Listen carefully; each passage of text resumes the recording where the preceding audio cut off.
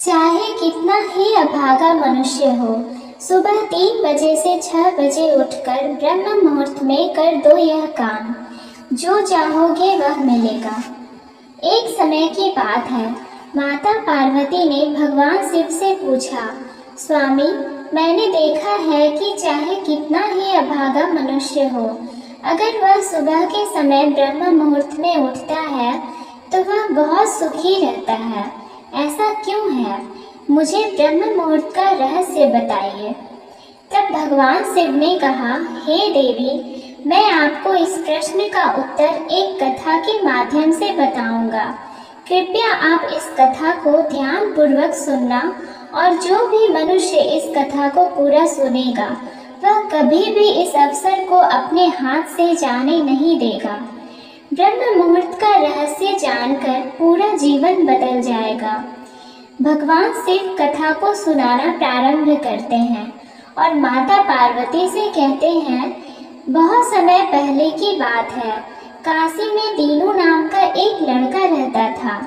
वह लड़का बहुत ही अच्छा था, लेकिन एक गलत आदत थी, वह देर तक सोता रहता था। सुबह उसे जगाने के लिए घर वाले कई प्रयास करते थे, परंतु वह रोजाना सुबह देर तक उठता था। वह लड़का कभी भी 9 बजे से पहले नहीं उठता था।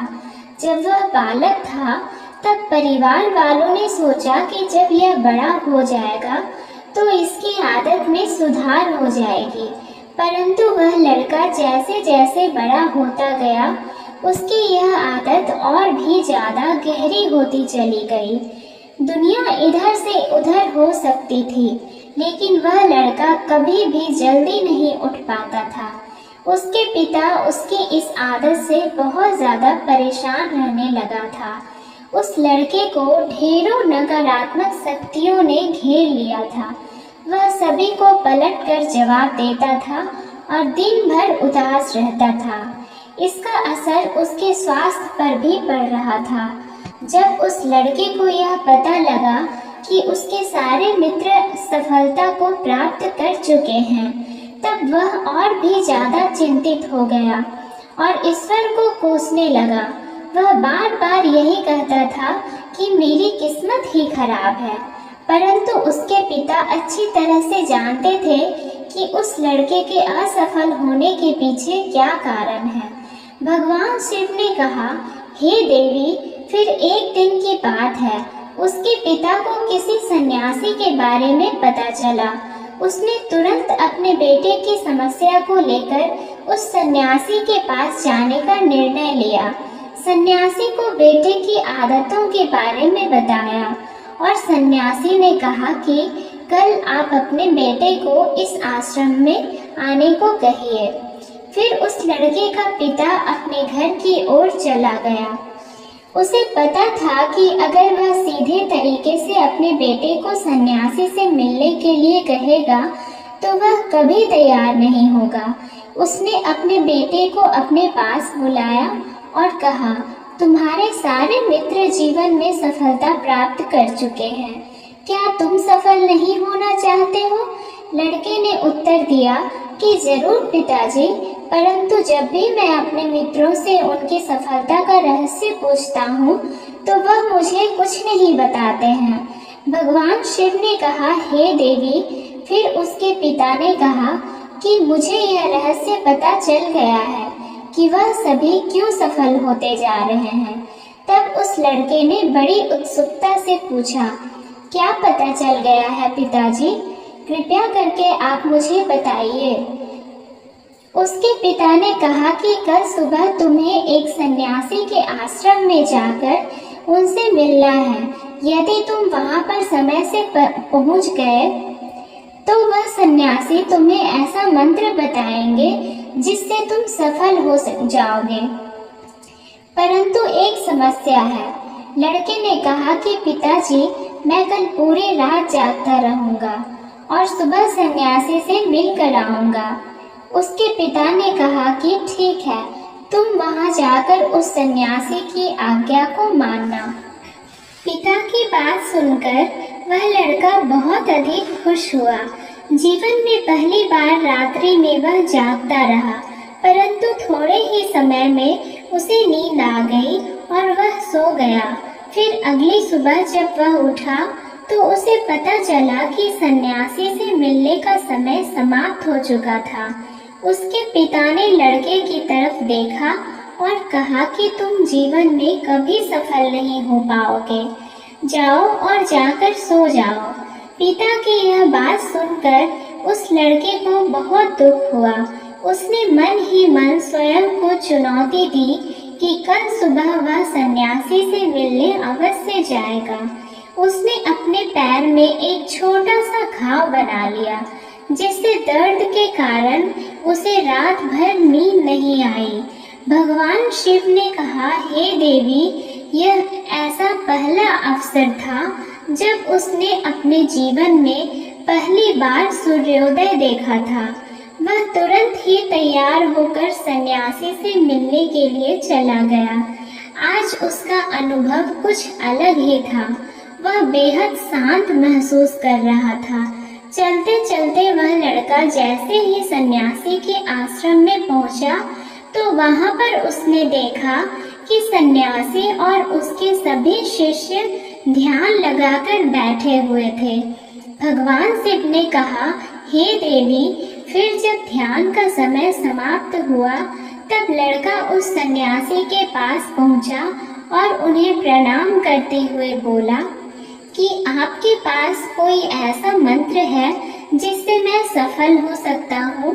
कृपया करके मुझे वह मंत्र बताइए। मैं भी अपने मित्रों के समान सफल होना चाहता हूँ और अच्छा जीवन जीना चाहता हूँ।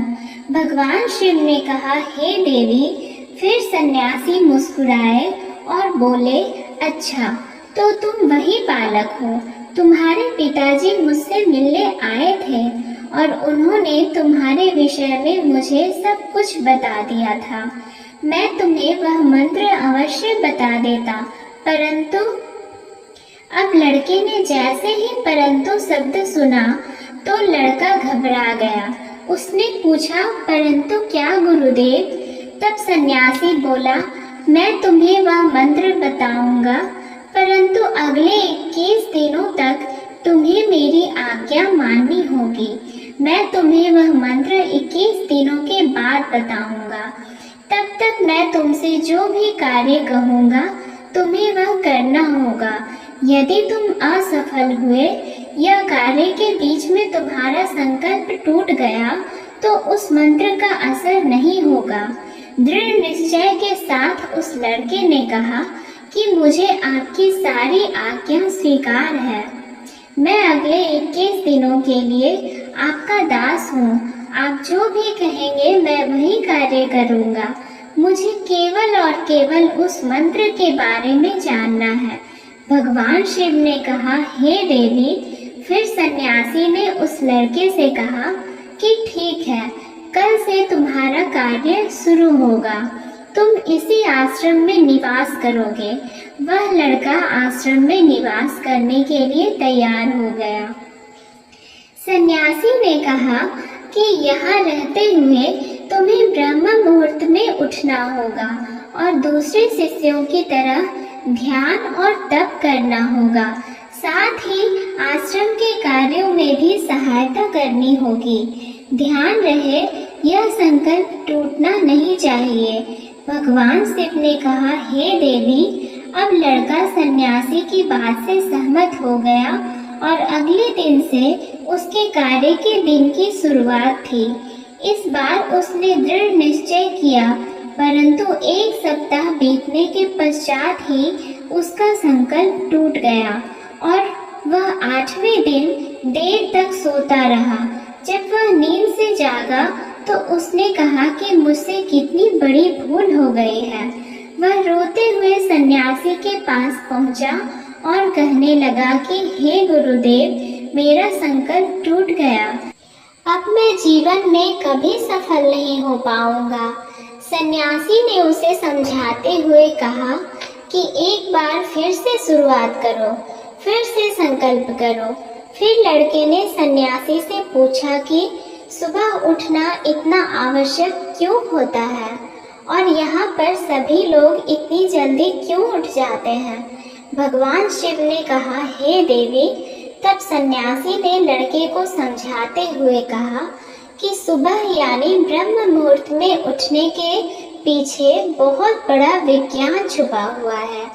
लड़के ने कहा कि कृपया मुझे वह विज्ञान बताने की कृपा करें। सन्यासी ने कहा कि रात्रि को 4 पहर में बांटा गया है। पहला रुद्र काल, जिसका समय शाम 6 बजे से लेकर 9 बजे तक होता है। दूसरा राक्षस काल, जिसका समय रात्रि 9 बजे से 12 बजे तक होता है। तीसरा गंधर्व काल, जिसका समय रात्रि 12 बजे से 3 तक होता है। और सबसे अंत में जो पहर आता है उसे मनोहर काल कहते हैं। इस समय को ब्रह्म मुहूर्त या अमृत बेला के नाम से भी जाना जाता है। इसका समय भोर 3 बजे से सुबह 6 बजे तक होता है। यह वह समय होता है जब पूरे संसार की नकारात्मक शक्तियाँ निष्क्रिय अवस्था में होती है और सकारात्मक शक्तियाँ सक्रिय होती है। ब्रह्म मुहूर्त अर्थात देव मुहूर्त। ब्रह्म मुहूर्त का अर्थ देवताओं का समय होता है। भगवान शिव ने कहा, हे देवी। वह सन्यासी आगे कहता है, इस समय देवता धरती पर विचरण कर रहे होते हैं और जागृत मनुष्य पर उनका बड़ा ही सकारात्मक प्रभाव पड़ता है। ब्रह्म मुहूर्त ऐसा समय होता है जिसमें मनुष्य का मस्तिष्क बिल्कुल खाली होता है, जिसमें किसी प्रकार के कोई विचार नहीं होते हैं। और जब इस समय व्यक्ति अपनी पुस्तक खोलकर पाठ का अध्ययन करते हैं तो उन्हें सब कुछ जल्दी जल्दी याद भी होता है और यह लंबे समय तक याद रहता है। यह ऐसा समय है जिसमें हम ज्ञान को समझने का प्रयास करते हैं। इस कारण आश्रम के सभी शिष्य और संसार में बहुत से ज्ञानी लोग ब्रह्म मुहूर्त में उठ जाते हैं। प्राचीन काल में रोशनी का कोई स्रोत न होने के कारण लोग अपने दिन का समापन सूर्यास्त के साथ और आरंभ सूर्योदय के साथ करते थे। यह एक तरीका है जिससे मानव जीवन प्रकृति के साथ तालमेल बनाकर चलता है। भगवान शिव ने कहा, हे देवी। फिर उस लड़के ने कहा कि ठीक है, मैं कल से अपना संकल्प फिर से शुरू करता हूँ, परंतु ब्रह्म मुहूर्त में उठकर मुझे क्या क्या करना चाहिए? तब सन्यासी ने कहा कि ठीक है, मैं तुम्हें बताता हूँ कि ब्रह्म मुहूर्त में क्या करना चाहिए और कैसे करना चाहिए। सबसे पहले उठकर धरती माता पर पांव रखने से पहले धरती माता को प्रणाम करना चाहिए और अपनी दोनों हथेलियों को देखना चाहिए और ईश्वर को धन्यवाद देना चाहिए कि उन्होंने तुम्हें आज का सूर्योदय देखने का अवसर दिया है। इसके बाद नित्य कर्म और स्नान करने से शरीर की ही नहीं बल्कि मन की शुद्धता भी बढ़ती है। स्नान करने के पश्चात ध्यान की प्रक्रिया होती है। ब्रह्म मुहूर्त में ध्यान की अवधि 21 दिन तक होती है। इस विधि का उपयोग तब किया जाता है जब आप अपनी कोई मनोकामना की पूर्ति चाहते हैं। यह ऐसा समय होता है जब व्यक्ति अपने आज्ञा चक्र को सक्रिय करने पर काम करते हैं। भगवान शिव ने कहा, हे देवी। आगे वह सन्यासी कहता है, आज्ञा चक्र दोनों भौहों के बीच होता है। यह संकल्प का स्थान भी कहा जाता है। अगर इस चक्र पर ध्यान केंद्रित किया जाए और अपनी मनोकामना को बार बार दोहराया जाए तो मात्र 21 दिनों के भीतर वह मनोकामना पूरी हो जाती है। अगर आपके मन में कोई अधूरी मनोकामना है और आप उसे पूरी करना चाहते हैं, तब उसे सबसे पहले उस मनोकामना का स्पष्टीकरण कर लें। आपको क्या चाहिए यह निर्णय अवश्य कर लें। इसके बाद ध्यान की विधि को शुरू करें। ब्रह्म मुहूर्त में स्नान के बाद एक ऐसा स्थान चुनें जहां पर वायु का प्रवेश हो। ध्यान में शुद्ध प्राण वायु का होना आवश्यक होता है। ध्यान की मुद्रा में रीढ़ की हड्डी सीधी होनी चाहिए, साथ ही गर्दन भी सीधी होनी चाहिए। सुखासन की अवस्था में दोनों हाथों को घुटनों पर रखकर आंखें बंद करके बैठ जाएं। हाथों की मुट्ठी को बंद कर लें और 2-3 मिनट तक बिल्कुल शांत हो जाएं। जब आपका शरीर स्थिर हो जाए और श्वास भी शांत हो जाए, तब उसके बाद अपना सारा ध्यान आज्ञा चक्र पर लगाएं। इस दौरान लंबी गहरी सांस लें और सांस को रोक कर रखें। इस समय आप अपनी इच्छा को मन ही मन दोहराएं और अपने मन से इष्ट देव और देवी देवताओं और गुरुजनों का चिंतन करें। भगवान शिव ने कहा, हे देवी। उस सन्यासी ने कहा, जब सांस को रोकना कठिन हो जाए तब धीरे धीरे सांस को बाहर की ओर छोड़ो। सांस को नाक से भरें और मुख से बाहर छोड़ें।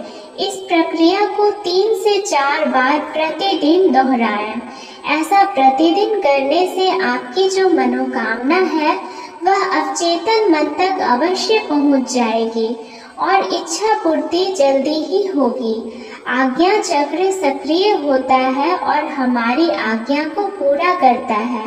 सांस को रोक कर रखने के दौरान शरीर में आपातकाल की स्थिति हो जाती है, जिससे कि आप बेकार की बातें सोचने और विचार करने से बचते हैं।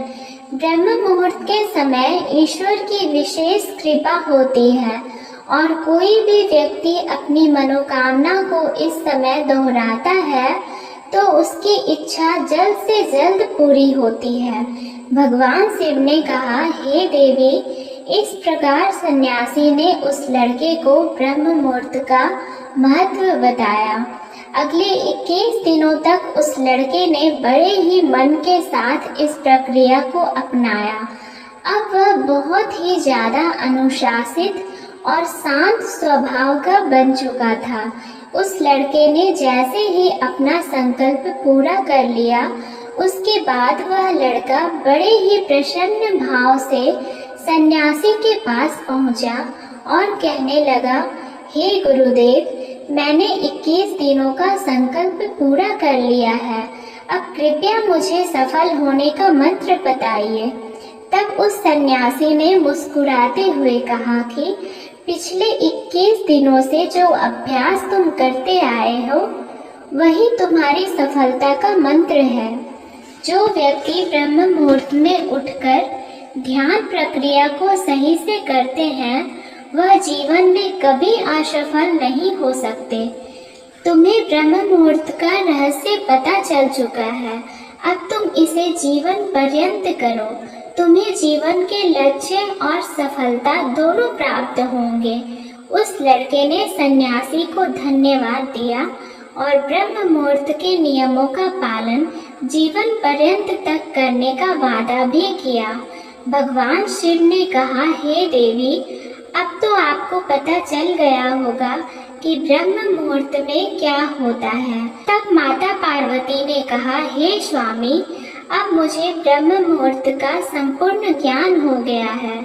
इतना कहकर माता पार्वती ने भगवान शिव को प्रणाम किया। वीडियो अगर पसंद आया हो तो वीडियो को लाइक और हमारे चैनल को सब्सक्राइब करें।